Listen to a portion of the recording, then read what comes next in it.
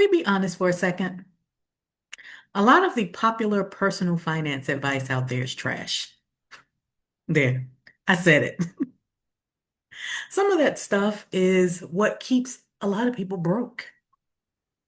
I have some unpopular opinions that may go against everything you've been taught. You might disagree with my opinion, and that's okay. I actually think the last one might make you mad, and that's okay too, because someone needs to tell you the truth, and it might as well be me. So for day 22 of Couch Conversations, I'm sharing my unpopular opinions about personal finance. Now, don't come for me in the comments because I said what I said. If you're new to my channel, hey, I'm Malika, a stock market investor, and your new financial bestie. I built my portfolio to fund my freedom, and then I retired at 47. If you subscribe to my channel and stick around long enough, I just might convince you to start building wealth too. Let's get into some of my unpopular opinions. The first one, my OG besties won't be surprised by this one at all, but I think budgeting is a waste of time. The very first thing personal finance experts will tell you is to start a budget.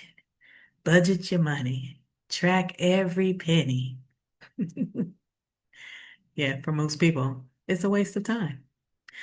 I think people take the word budgeting to mean, let me guess how I'll spend my money for the next 30 days. And then they stress themselves out when their actual expenses don't match their guesstimates. How's that working out? I already know it doesn't because I hear it all the time. And the reason why it's not working is because you're more than 30 days. If you only focus on 1 month at a time, it's short-sighted. And that's why the insurance bill that's coming in February is going to throw your finances off track. I think obsessive budgeting is not only a waste of time, but it creates anxiety unnecessarily. Do some people need general awareness of their spending? Absolutely. Don't get me wrong. Absolutely. But do most people need a forensic audit of every penny they spent at Starbucks? Absolutely not. It's a waste of time. What does that tell you? What data does that give you? And when you have the data, what are you going to do with it? Nothing. If you insist on budgeting, I would say at least focus on the big three: your housing, your transportation, and your food. That's 70% of your budget right there. For many of us, it's probably 80%. I know the food part for me is definitely a big chunk. But even better than budgeting, track your net worth. It isn't necessary to track your net worth every month, but at least every quarter. Your net worth is the real measure of your financial health. But I think if you automatically save and you avoid credit card debt, you don't need to budget. For what? That's my unpopular opinion. The second one, you don't need multiple savings accounts for different goals. Why? You people love your labels and your sinking funds for your travel fund and your wedding fund and your house fund and your car fund. You got all of these different accounts and all these different buckets and all these different labels. For what? Splitting hairs with every dollar that comes in doesn't make you better with money. One savings account, one checking account, one investment account. For most people, that's all you need. The separate labels and the separate accounts might make you feel organized, but that's also why your finances feel so overwhelming. And what's the point if you're not building wealth? My unpopular opinion. And the third one, don't come for me in my comments now. I think side hustles are just hyper capitalism. Hustle culture in the United States says multiple streams of income are mandatory. If you don't have multiple streams of income, you ain't doing it right. The next time you hear somebody say that, ask them what their net worth is. If they don't have at least two commas in that net worth, ignore that advice. Everyone wants to be like a millionaire, and they believe that millionaires have seven streams of income. Millionaires aren't hustling seven different jobs for seven streams of income. Let's start there. Secondly, for you, for most people who are not millionaires, by burning yourself out for an extra $500 a month or even $1,000 a month while neglecting your main source of income, in my opinion, that's hustling backwards.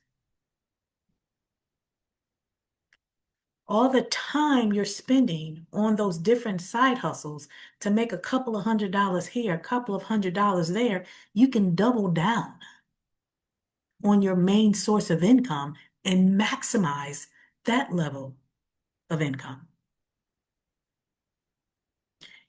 If you are still working in corporate America, the best side hustle is becoming the best in your career to maximize your salary.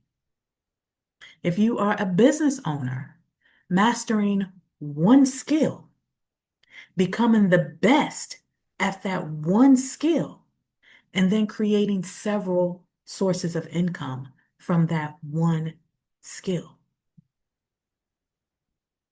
That's how the millionaires create multiple streams of income. For me, I mastered the stock market and I created 8 streams of income from one skill. And girl, get some rest. You're hustling, you're grinding, you're working hard, you're struggling, you're doing all these extra side jobs. Tired women don't make wealthy decisions. Get some rest, sis.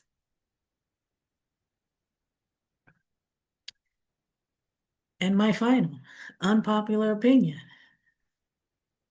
I know y'all gonna try to tussle with me in the comments, but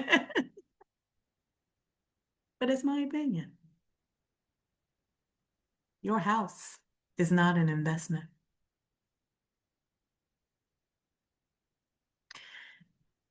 It is touted as the American dream. That's the only reason why you wanted to own a house. And it is touted as the easiest way to build wealth. I know more broke homeowners than wealthy ones. Your house is shelter. Your house is a place to live. Your primary residence is the home where you raise your family. That's it. That's not an investment. In fact, when you sign all of those documents at the closing table, and you walked away with the keys, and you probably took that picture with your realtor. I'm a homeowner now. You are now in debt for 30 years. So you have a mortgage, you got to pay taxes, you got to pay insurance, you got to do the regular maintenance, then you got to do repairs on the things that still break regardless of the maintenance. You got to do all that for 3 decades. That sounds like a prison sentence to me. Nothing about that sounds like an investment. If you're lucky, the value of your home might appreciate. Depends on the timing when you bought the home and the neighborhood where you bought it. But even then, the value of your home is not liquid. you will always need some place to live. So it's not like you can access the full value and turn it into cash. And at best, that home is a savings vehicle to withdraw some of the equity, but it's certainly not an investment because now you got to pay that loan back. My investments don't create monthly expenses for me. Investments create income. Investments build wealth. Your house is not an investment, sis. It's just where you live. I know some of my opinions might ruffle a few feathers. I expect it. It's all right. I don't mind if you disagree with me. In fact, I like a little healthy discourse, but not too much in my comments now. Not too much. My delete finger, my block finger is real swift, okay? Oh, but it's always fun to have a light-hearted couch conversation with you. Today is day 22, my unpopular opinions about personal finance. So leave a comment and let me know if you have any other unpopular opinions about personal finance, and let me know what you think about my opinions. I can't wait to read them. But if you are wanting to create some real investments that's going to give you some real returns and create real income, but you don't have a strategy and you need some guidance, feel free to book a clarity call and let's talk. But we will continue these couch conversations every day for the month of December. Just me and you. All right, friend, I'm gonna call you back tomorrow.